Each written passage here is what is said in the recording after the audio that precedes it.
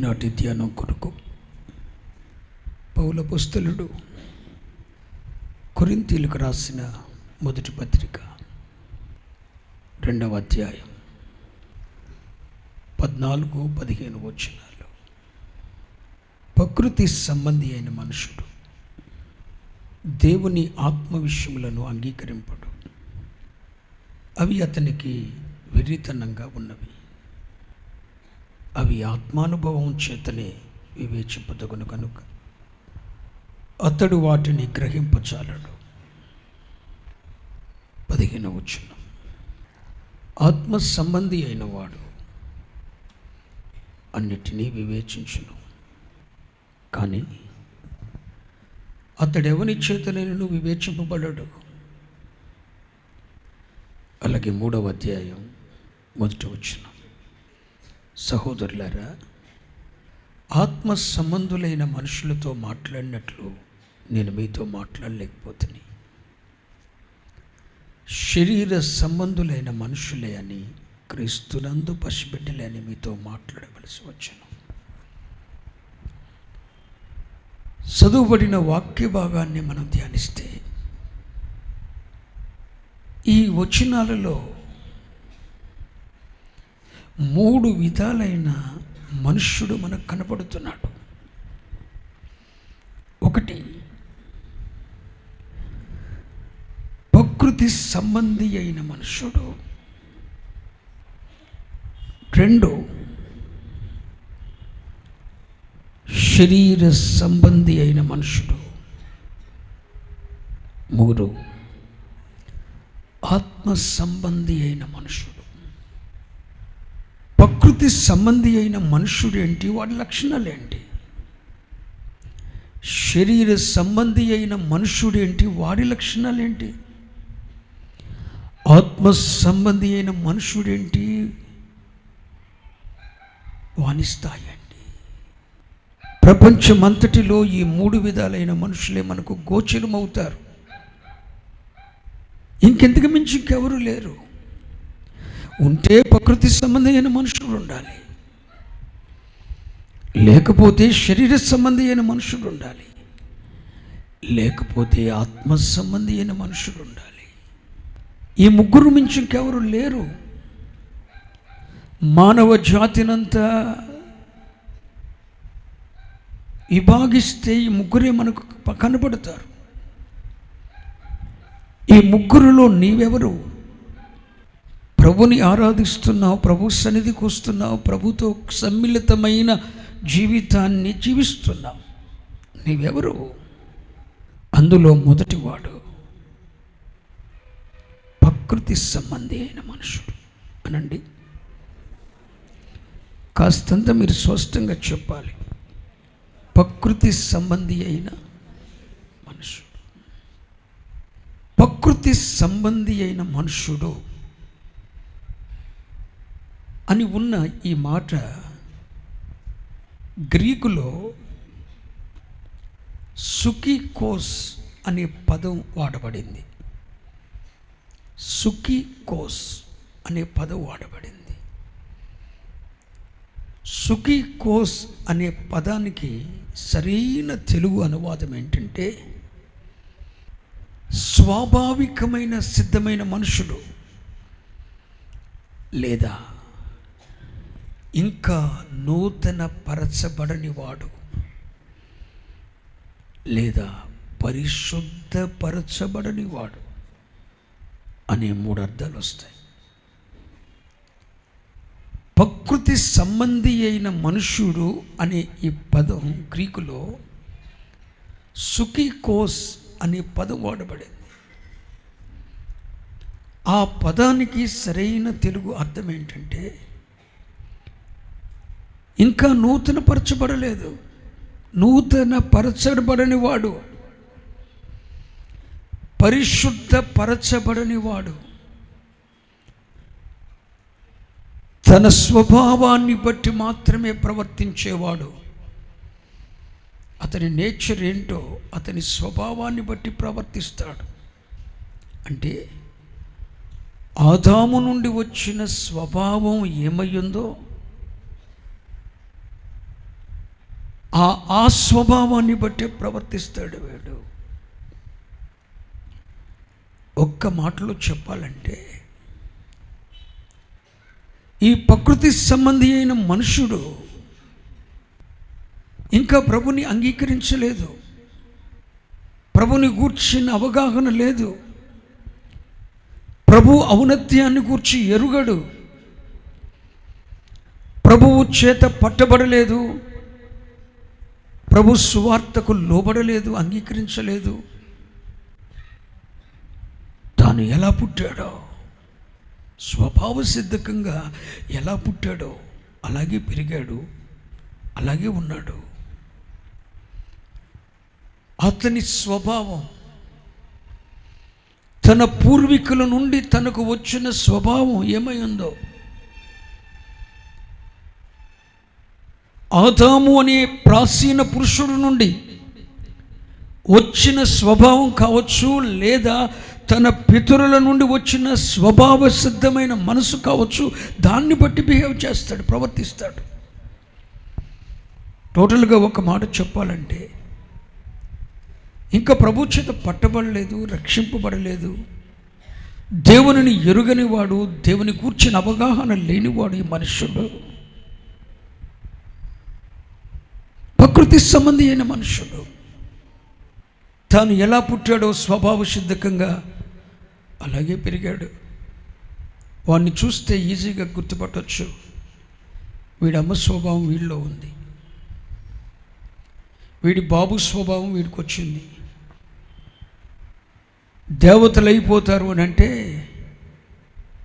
దేవుణ్ణి ధిక్కరించి ఏదైనా చేసే ఆదాము అవ్వల స్వభావం వీడిలో వచ్చింది. కక్కుర్తిగాడు రా బాబు, వీడి అమ్మ బాబు వల్లే నేచర్, వీడి స్వభావం వచ్చేసింది అని వాడిని ఈజీగా గుర్తుపట్టవచ్చు.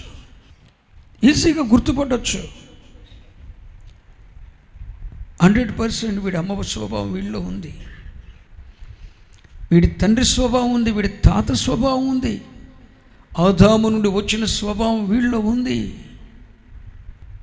దేవతలు అయిపోతారంటే గడ్డి తినటానికైనా పెంట తినటానికైనా వెనకాడ్డు. వీడి నేచర్ అది, వీడి స్వభావం అది. స్వభావ సిద్ధకమైన మనసు ప్రకారం నడుచుకుంటాడు. వీడు ఎవడంటే ఇంకా రక్షింపబడలేదు, మారు మనసు పొందలేదు, నూతన పరచబడలేదు, పరిశుద్ధ పరచబడలేదు, దేవుని ఎరగనివాడు, దేవుని అంగీకరించినవాడు. వీటిని గూర్చి స్పష్టంగా చెప్పాలంటే అసలు ప్రకృతి సంబంధి అయిన మనుషుడు ఎలా ఉంటాడంటే, ఎబెసీ పత్రిక 2వ అధ్యాయము 3వ వచనం. ఎబెసీ పత్రిక 2వ అధ్యాయం 3వ వచనం. సుఖికోస్ అనే మాటకు భావాన్నిచ్చే ఉదాహరణ మీకు చెప్తున్నా. వారితో కలిసి మనమందరమును శరీరము యొక్కయు మనస్సు యొక్కయు కోరికలను నెరవేర్చుకొని, చూడండి, శరీరము యొక్కయు మనస్సు యొక్కయు కోరికలు నెరవేర్చుకొనుచు మన శరీర ఆశలను అనుసరించి మునుపు ప్రవర్తించుచు కడమా వారి వలెనే స్వభావ సిద్ధముగా దైవోక్రతకు పాత్రులమై ఉన్నాం. స్వభావాన్ని బట్టి, స్వభావం ఆదాము అనే ప్రాచీన పురుషుణ్ణి వచ్చిన స్వభావం, నీ తండ్రి నుండి వచ్చిన స్వభావం, నీ తల్లి నుండి వచ్చిన స్వభావం, నీ పితరుల నుండి వచ్చిన స్వభావం కావచ్చు, లేదా ప్రాచీన పురుషుడైన ఆదాము నుండి అవ్వ నుండి వచ్చిన స్వభావం కావచ్చు. ఆ స్వభావ సిద్ధమైన మనసును బట్టి శరీరము యొక్క మనస్సు యొక్క కోరికలను నెరవేర్చుకుంటూ శరీర ఆశలను అనుసరించి ప్రవర్తిస్తూ ఉంటాడు ఈ ప్రకృతి సంబంధి అయిన మనుషుడు. స్వభావం, తన పూర్వీకుల స్వభావం, ఆదామని ప్రాచీన పురుషుడు వచ్చిన స్వభావం, ఆ స్వభావాన్ని బట్టి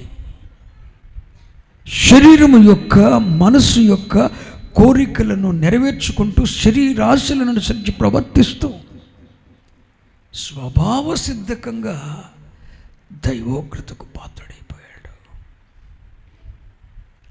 మరొక మాట చెప్పున, పౌలోపొస్తలుడు అన్నాడే ఒకసారి,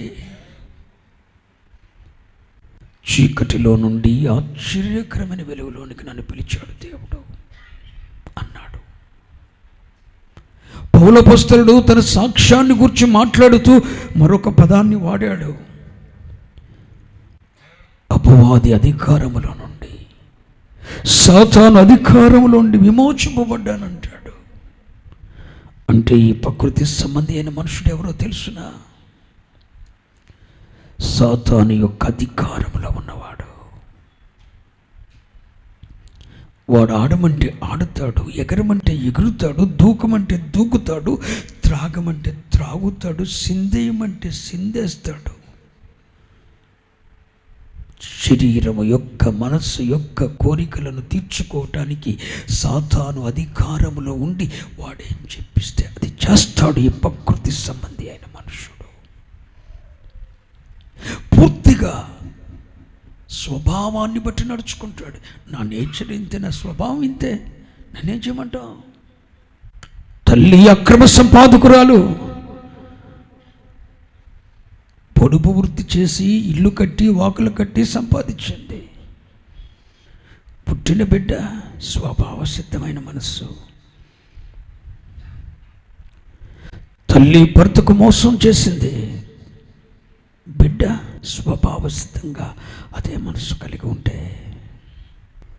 ఆదాము దేవతలైపోతారంటే పండు తిన్నాడు. అదే స్వభావం నీకుండి ఏదో ఐశ్వర్యవంతుడవు కోటీశ్వరుడవు దేవతలైపోతారు, గనులైపోతారు, స్థిరపడిపోతారన్న ఒక్క ఆశ నీకు పుట్టిస్తే, ఆదాము స్వభావాన్ని బట్టి దేవుని విడిచిపెట్టి ఎంతటి దౌర్భాగ్యానికైనా దిగజారే మనసుంటే అది ప్రకృతి సంబంధి అయిన మనుషుని స్వభావం. స్వభావ సిద్ధకమైన మనస్సు కలిగిన వాడు ప్రకృతి సంబంధమైన మనుషుడు. తన స్వభావాన్ని బట్టి నడుచుకుంటాడు. ఇంకా దేవుని చేత పట్టబడలేదు, దేవునిని అంగీకరించలేదు, రక్షింపబడలేదు, నూతన పరచబడలేదు. తన స్వభావం నూతన పరచబడలేదు, పరిశుద్ధ పరచబడలేదు. వీడెవడో తెలుసా? ప్రకృతి సంబంధమైన మనుషుడు. తన శరీరం యొక్క మనసు యొక్క కోరికలను నెరవేర్చుకొనుచు పూర్తిగా సాతాను అధికారంలో ఉండిపోయాడు.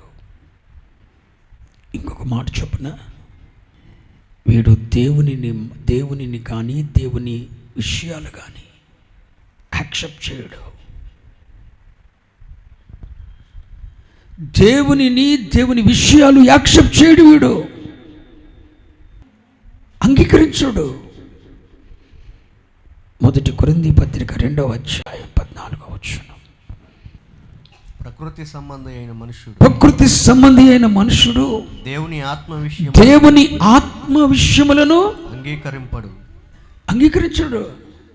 ఒక మాటలో చెప్పాలంటే దేవునిని అంగీకరించడు, దేవుని విషయములను చెప్పండి, దేవుని ఆత్మ విషయములను కూడా ఇది అంగీకరించడు. దేవుని విషయాలన్నా దేవుడన్న వీడికి చాలా వ్యతిరేకం. దేవుని ఆత్మ విషయములను వీడి అంగీకరించడు, యాక్సెప్ట్ చేయడు. వై? ప్రకృతి సంబంధి అయిన మనుషుడు. నూతన పరచబడలేదు, పవిత్ర పరచబడలేదు, పరిశుద్ధ పరచబడలేదు, దేవుని చేత పట్టబడలేదు. తన స్వభావం, తన పూర్వీకుల స్వభావం నుండి, తన పూర్వీకుల నుండి, ఆదాము నుండి ఏ స్వభావం వచ్చిందో అదే స్వభావాన్ని బట్టి నడుచుకుంటున్న ఈ మనుషుడు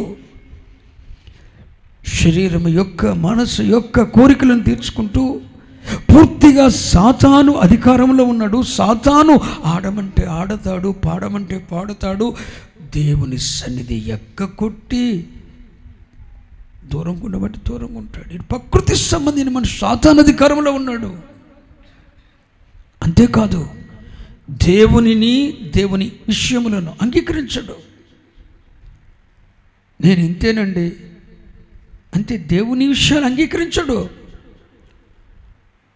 దేవుని విషయములు, దేవుని మార్గములు, దేవుని నీతి విషయములు వీడు అంగీకరించడు. వై? ఇతడు ప్రకృతి సంబంధి.